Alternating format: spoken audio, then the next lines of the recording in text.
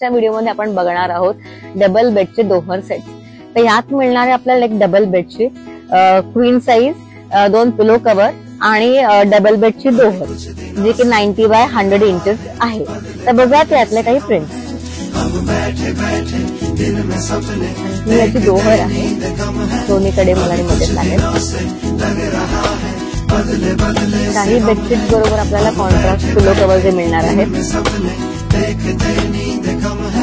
अभी कुछ दिनों से सुना है दिल का रौब ही कुछ नया है, कोई राज कम वक्त है छुपाए खुदा ही जाने की क्या है दिल पे शक मेरा इसे प्यार हो गया।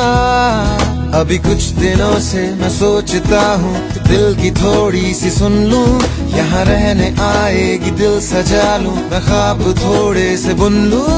आता आपण बघितले ह्यातले काही प्रिंट्स। तर अजून व्हरायटी बघण्यासाठी नक्की विजिट करा the home linen studio. Thank you so much.